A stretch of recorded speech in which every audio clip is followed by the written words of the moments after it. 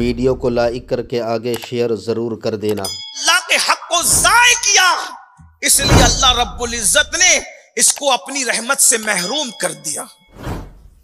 गौर फरमाइए, तवज्जो कीजिए, ये नमाज छोड़ने का वबाल है मेरे भाइयों। अल्लाह के लिए तौबा कर लो। माए सियाम करीब है, माए रमजान करीब है, मौसम बहार नेकियों के हवाले से करीब है। आओ तौबा करें, इस सुन्नी इज्तिमा से बदल कर जाएं। सिर्फ 10 मिनट का टाइम लगता है, 10 मिनट से ज्यादा का टाइम नहीं लगता। अल्लाह अकबर। वक्त होता तो मजीद इस पर बात होती, लेकिन मैं अपनी बात को समेटते हुए दूसरा कम नसीब, अल्लाह के रसूल अलैहिस्सलाम फरमाते हैं, वादी हब में जो दूसरे कम नसीब को दाखिल किया जाएगा, मेरे और तुम्हारे आका सच्चे रसूल सादिक व मज़दूक सल्लल्लाहु अलैहि वसल्लम फरमाते हैं, जानी जिसने जिना किया और तौबा के बगैर मर गया, उसका ठिकाना भी वादी हब है। जिना करने वाला, आज ये गुनाह भी बड़ी तेजी के साथ फैल रहा है, और इस गुनाह के फैलने की वजह गंदी फिल्में, गंदी पिक्चर, बेरारवी का शिकार नौजवान, आवारगी का शिकार नौजवान। एक तहकीक लोगों के सामने पेश की गई कि सबसे ज्यादा गंदी फिल्में कहां देखी जाती है, तो नतीजा ये सामने आया कि 70 साल पहले कलमे ला इलाहा इल्लल्लाह की बुनियाद पर जो मुस्लिम अक्सरियती मुल्क बना, उसमें सबसे ज्यादा गंदी फिल्में देखी जाती है। नतीजा यह सामने आया कि जहां मुसलमान ज्यादा हैं वहां गंदी फिल्में ज्यादा देखी जा रही।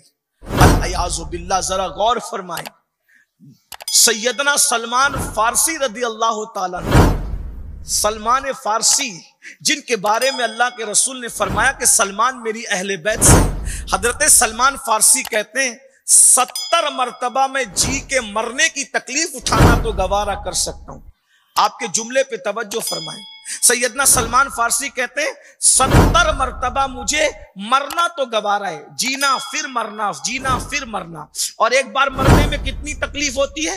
तलवार की 313 जरबे लगाओ तो उतनी तकलीफ नहीं होती जितनी तकलीफ मौत के वक्त होती है। सलमान फारसी फरमा रहे कि मुझे 70 मरतबा जी जी कर मरना तो गवारा है, मगर एक मरतबा किसी की रान पर नजर डालना गवारा नहीं है। रान को देखना, नंगी रान को देखना गवारा नहीं है।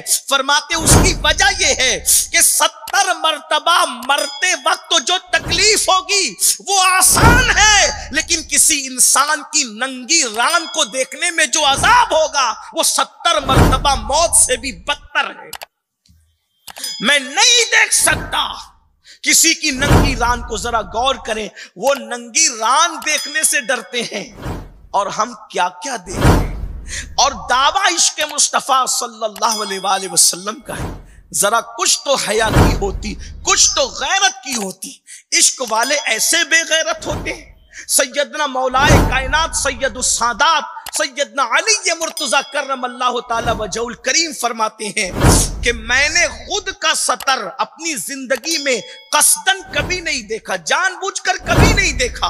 लोगों ने कहा, ऐ इमाम, आपने अपना सतर कसदन कभी नहीं देखा, उसकी वजह?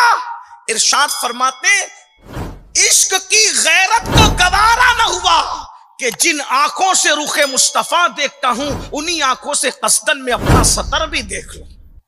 गैरत इश्क ने इजाजत नहीं दी। जरा गौर फरमाए, ये इश्क वालों की तबीयत है, और यहां जिना की फिल्में देखकर जिना की तरफ बढ़ रहे हैं।